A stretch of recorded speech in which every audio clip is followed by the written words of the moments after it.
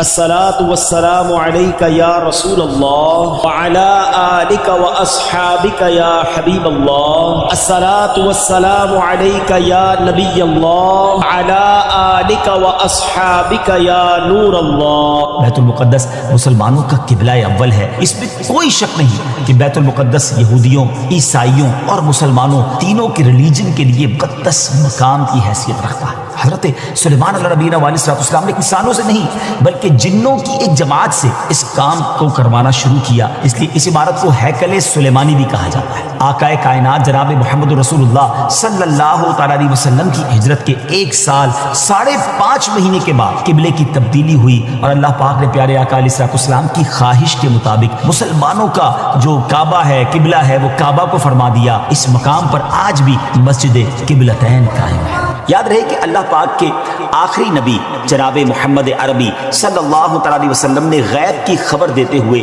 اپنی امت سے ارشاد فرمایا کہ قیامت سے پہلے 6 چیزیں گن کر رکھو۔ نمبر 1 میری وفات، نمبر 2 بیت المقدس کی فتح، نمبر 3 پھر طاعون کی وبا جو بکریوں کی گٹلیوں کی طرح تمہارے اندر شروع ہو جائے گی، نمبر 4 اس قدر مال کی کثرت ہو جائے گی کہ کسی آدمی کو 100 دینار دینے پر بھی وہ خوش نہیں ہوگا، نمبر 5 ایک ایسا فتنہ اٹھے گا کہ عرب کا کوئی گھر باقی نہیں رہے گا جس پہ فتنہ داخل نہ ہوا ہو، نمبر 6 تمہارے اور رومیوں کے درمیان ایک سلو ہوگی اور رومی عہد شکنی کریں گے اور وہ 80 جھنڈے لے کر تمہارے اوپر حملہ آور ہوں گے اور ہر جھنڈے کے نیچے 12,000 فوج ہوگی۔ یہ 6 نشانیاں نبی پاک صلی اللہ علیہ وسلم نے تفصیل کے ساتھ قیامت کی نشانیوں کے بارے میں بیان کی۔ اس حدیث پاک میں جو دوسری نشانی بیان کی گئی یعنی بیت المقدس کی فتح، اس بارے میں آج کی ہماری ایپیسوڈ ہوگی۔ یہ تو آپ نے سن ہی لیا کہ حدیث پاک میں اسے قیامت کی نشانی کے طور پر فرمایا گیا ہے۔ اس بارے میں مزید بات کرنے سے پہلے آئیے پہلے ذرا بیت المقدس کے بارے میں کچھ سنتے ہیں کہ یہ کس جگہ کو کہا جاتا ہے اور اس کی تاریخ کیا ہے۔ بیت المقدس مسلمانوں کا قبلہ اول ہے۔ یہ فلسطین کے شہر القدس میں واقع ہے۔ بعض نے اس شہر کو بھی بیت المقدس کہا ہے۔ اس کو القدس کا نام کیوں دیا گیا، اس کے بارے میں حکیم الامت مفتی احمد یار خان نعیمی رحمۃ اللہ تعالی لکھتے ہیں کہ چونکہ اس زمین میں حضرات انبیاء کے مزارات بہت ہیں اس لیے اسے قدس کہا جاتا ہے۔ زمین کا یہ ٹکڑا انبیاء اور صلحاء یعنی نیک لوگوں کا مرکز رہا ہے۔ حضرت سیدنا سلیمان علیہ نبینا علیہ السلام کا مزار مبارک اور عالم اسلام کی مشہور و معروف مسجد اقصی بھی اسی شہر میں واقع ہے۔ رہی یہ بات کہ اس کا سنگ بنیاد کب رکھا گیا، تو اس بارے میں یہ کہا جاتا ہے کہ کعبہ معظمہ کی بنیاد ڈالنے کے 40 سال بعد سیدنا آدم علیہ نبینا علیہ السلام یا ان کی اولاد میں سے کسی نے اس کی بنیاد ڈالی۔ پھر اس کی تعمیر حضرت سیدنا سام بن نوح علیہ نبینا علیہ السلام نے کی۔ پھر ایک عرصے کے بعد حضرت سیدنا داؤد علیہ نبینا علیہ السلام نے بیت المقدس کی بنیاد اسی مقام پر رکھی جہاں حضرت سیدنا موسیٰ علیہ نبینا علیہ السلام کا خیمہ نصب کیا گیا تھا۔ اس عمارت کے پورا ہونے سے قبل حضرت سیدنا داؤد علیہ نبینا علیہ السلام کی دنیا سے وفات کا وقت قریب آ گیا، تو اب آپ نے اپنے بیٹے حضرت سیدنا سلیمان علیہ نبینا علیہ السلام کو اس کو مکمل کرنے کی وصیت فرمائی۔ حضرت سلیمان علیہ نبینا علیہ السلام نے کمال کا انتظام کیا۔ آپ نے انسانوں سے نہیں بلکہ جنوں کی ایک جماعت سے اس کام کو کروانا شروع کیا۔ 1 سال کا کام باقی تھا۔ اب ذرا غور کیجئے کہ جنات تعمیر کر رہے تھے مگر آپ کے انتقال کا وقت قریب آ گیا۔ آپ نے غسل فرمایا، نئے کپڑے پہنے، خوشبو لگائی اور اس طرح تشریف لائے کہ عصا پر یعنی اپنے جو لاٹھی تھی اس پر ٹیک لگا کر کھڑے ہو گئے۔ ملک الموت حضرت اسرائیل علیہ السلام نے جن کا کام ہی روح قبض کرنا ہے، انہوں نے آپ کی روح اسی حالت میں اسی عالم میں قبض کر لی۔ اب اسی طرح آپ عصا پر ٹیک لگائے کھڑے رہے۔ جی ہاں، دنیا سے آپ جا چکے تھے، وصال فرما چکے تھے، مگر آپ کا جو مبارک جسم ہے وہ عصا پر ٹیک لگائے کھڑا رہا۔ یہ اللہ کی شان ہے۔ حضرت سلیمان علیہ السلام کا یہ معجزہ بھی ہے۔ یہاں میں ایک اور دلچسپ بات آپ کو بتاتا چلوں کہ جب حضرت سلیمان علیہ السلام حیات تھے تو جنات کو رات کی رخصت بھی مل جاتی تھی، وہ دن میں کام کرتے تھے۔ حضرت سلیمان علیہ السلام بھی آرام کرنے چلے جاتے تھے، مگر آپ چونکہ اب کھڑے ہی تھے تو اب جنات کو دن رات راؤنڈ دا کلاک کام کرنا پڑ گیا۔ ہر وقت وہ آپ کھڑے رہے تو آپ کو اجازت مانگتے تھے، لیکن کسی میں ہمت نہیں ہوتی تھی کہ وہ اجازت مانگنے آپ سے مانگے، تو آپ سے اجازت بھی نہیں مانگ سکتے تھے۔ تو جنہوں نے 4 سال تک یک لخت، جی ہاں آل دا وے، دن رات برابر کام کیا۔ اچھا، حضرت سلیمان علیہ السلام جو ہیں وہ عصا پر کھڑے ہیں، نہ جسم میں کوئی تبدیلی آ رہی ہے۔ اللہ اکبر، یہ بھی اللہ کے نبی کی شان دیکھی۔ اس کی تعمیر کی تکمیل چونکہ حضرت سلیمان علیہ السلام کے زیر نگرانی ہونی تھی، اس لیے اس عمارت کو ہیکل سلیمانی بھی کہا جاتا ہے۔ بیت المقدس کی روشنی کا انتظام بھی نرالے انداز میں ہی کیا گیا تھا۔ وہ اس طرح کہ حضرت سلیمان علیہ السلام نے بیت القدس کی مسجد کو سنگ مرمر سے اور ہیروں، موتیوں اور یاقوت سے بنوایا، اور بیت المقدس کے گنبد کے سرے پر کبریت احمر، یہ سرخ گندک جی تھی، اس کا اہتمام کیا۔ اس کی روشنی کئی میلوں تک پہنچتی تھی۔ اللہ اکبر۔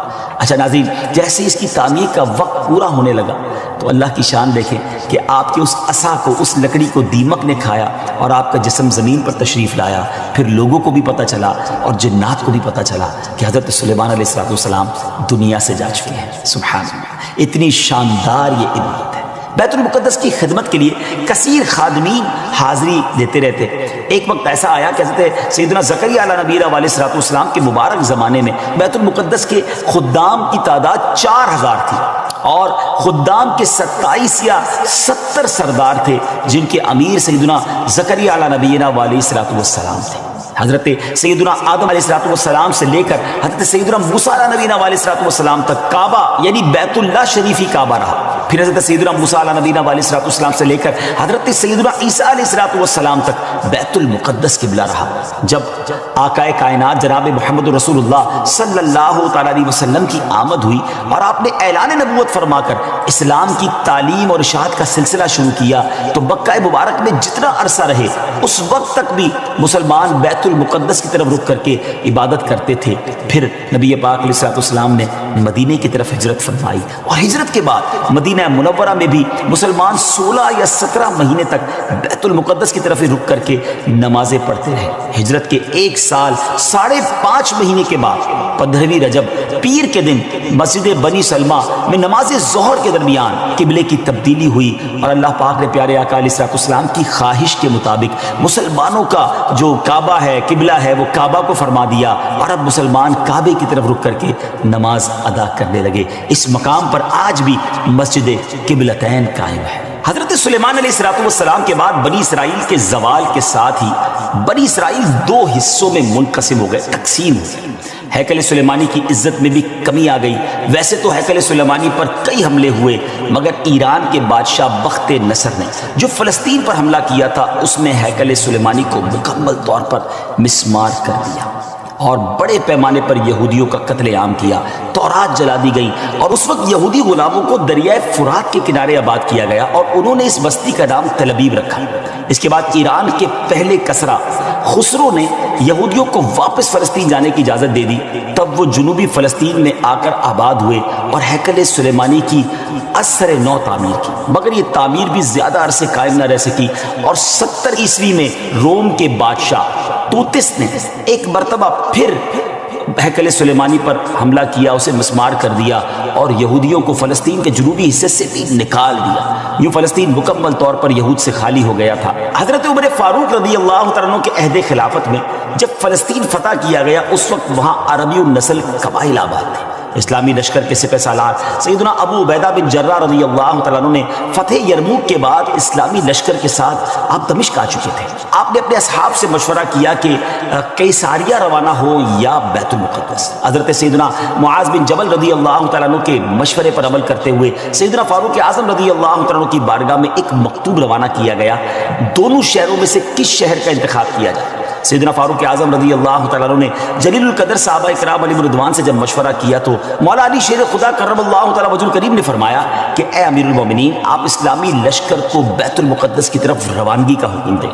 وہ پہلے بیت المقدس کو فتح کرے، پھر قیصاریہ کی طرف جائیں، کیونکہ رسول پاک علیہ السلام نے پہلے مجھے بیت المقدس کی فتح اور بعد میں قیصاریہ کی فتح کی خوشخبری دی تھی۔ یہ سن کر سیدنا فاروق اعظم رضی اللہ تعالیٰ نے فرمایا، اے ابو الحسن، آپ نے سچ کہا۔ پھر سیدنا ابو عبیدہ بن جراح رضی اللہ تعالیٰ کی طرف پہلے بیت المقدس اور پھر قیصاریہ روانگی کا حکم لکھ کر روانہ کر دیا۔ ڈیئر ویورز، ہے نا بڑی عجیب داستان، بڑی ایمان افروز داستان۔ سیدنا ابو عبیدہ بن جراح رضی اللہ تعالیٰ کو جیسے ہی امیر المومنین کا مکتوب ملا، آپ نے روزانہ 5000 مجاہدین لشکر بیت المقدس روانہ شروع کر دی، یعنی 5000 مجاہدین ڈیلی روانہ ہوئے۔ بیت المقدس کا جو قلعہ تھا، جو فورٹ تھا، وہ بڑا مضبوط تھا۔ رومیوں نے یرموک کا حال سن کر پوری تیاری کر رکھی تھی۔ اسلامی لشکر کے جاتے ہی انہوں نے قلعے کا محاصرہ کیا، اس کو سراؤنڈ کر لیا۔ حضرت ابو عبیدہ بن جراح رضی اللہ عنہ کے حکم سے روزانہ اس فورٹ پر، اس قلعے پر حملہ کیا جاتا۔ 11 دن تک حملہ کرتے رہے، مگر کوئی خاص پیش رفت نہ ہوئی، کوئی پروگرس نہ ہو رہی تھی۔ 11ویں دن خود سیدنا ابو عبیدہ بن جراح رضی اللہ تعالیٰ عنہ، سیدنا خالد بن ولید رضی اللہ تعالیٰ عنہ تشریف لائے۔ مجاہدین نے تکبیر و تحلیل کی صدائیں بلند کی، خوب نعرے لگائے، تو رومیوں کو بھی معلوم ہو گیا کہ اسلامی لشکر کا کوئی بڑا سردار آ گیا ہے۔ وہ سب پریشان ہوئے، اپنے سب سے بڑے راہب قمامہ کے پاس گئے اور ساری صورتحال بیان کی۔ جب اسے معلوم ہوا کہ مسلمانوں کا سردار آ گیا ہے، وہ بہت پریشان ہوا اور کہنے لگا، اب تمہاری ہلاکت نزدیک ہے، کیونکہ میں نے پچھلی کتابوں میں پڑھا ہے کہ ملک شام کو محمد الرسول اللہ صلی اللہ تعالیٰ علیہ وسلم کا ایک سرخ رنگ کا صحابی فتح کرے گا۔ اگر یہ وہی سردار ہے تو صلح کے علاوہ اب تمہارے پاس کوئی دوسری صورت نہیں ہے۔ پھر وہ اسلامی لشکر کے سپہ سالار کو دیکھنے کے لیے قلعے کے دیوار پر آیا، سیدنا ابو عبیدہ بن جراح رضی اللہ تعالیٰ کو بلایا۔ آپ رضی اللہ تعالیٰ جب آگے گئے تو ان سے بھی وہی بات کی۔ حضرت ابو عبیدہ بن جراح نے کہا، یا تو تم اسلام قبول کر لو یا جزیہ دے کر امان حاصل کر لو، پھر ہم سے جنگ کرنے کے لیے تیار ہو جاؤ۔ لیکن اس راہب قمامہ نے سیدنا ابو عبیدہ بن جراح رضی اللہ عنہ کی بات کا کوئی جواب نہ دیا، فقط خاموشی سے وہ بس آپ کو دیکھتا رہا اور پھر واپس چلا گیا۔ اس نے اپنی قوم سے کہا کہ یہ وہ شخص نہیں ہے جس کے بارے میں میں نے کتابوں میں پڑھا ہے، لہٰذا تم ان سے جنگ کرتے رہو، یہ تمہارا بال بھی بیکا نہیں کر سکے۔ سیدنا ابو عبیدہ بن جراح رضی اللہ تعالیٰ عنہ نے بھی وہاں سے واپس آ کر اسلامی لشکر کو جنگ کا حکم دے دیا۔ روزانہ اسلامی لشکر اس فورٹ پر، اس قلعے پر حملہ کرتا، رومی تیروں کی برسات کرتے، دونوں طرف سے جانی نقصان بھی ہوتا، سپاہی زخمی بھی ہوتے۔ لڑائی 4 ماہ تک جاری رہی۔ جی ہاں ویورز، 4 منتھ تک یہ لڑائی جاری رہی۔ اہل شہر تنگ آ گئے، وہ دوبارہ اپنے جو سردار تھا، جو ان کا لیڈر تھا قمامہ، اس کے پاس گئے، ساری صورتحال بیان کی۔ وہ نصرانی راہب جو تھا وہ پھر قلعے کی دیوار پر آیا اور سیدنا ابو عبیدہ بن جراح رضی اللہ تعالیٰ عنہ سے کہنے لگا کہ ہم ہر حال میں تم سے جنگ کریں گے، البتہ ہمارے شہر کو صرف ایک ہی شخص فتح کرے گا جس کے اوصاف ہماری کتابوں میں لکھے ہوئے ہیں، وہ تم نہیں ہو۔ سیدنا ابو عبیدہ بن جراح رضی اللہ تعالیٰ نے فرمایا کہ تمہاری کتابوں میں اس کے کیا اوصاف لکھے ہوئے ہیں؟ اس نے کہا وہ ہم تمہیں نہیں بتائیں گے، البتہ اسے دیکھ کر ہم فوراً پہچان لیں گے کہ یہ وہی شخص ہے۔ ہاں اگر تم اس کا نام جاننا چاہتے ہو تو ہم اس کا نام بتا سکتے ہیں۔ اللہ اکبر، ان کی کتابوں میں اس صحابی کا نام بھی موجود تھا۔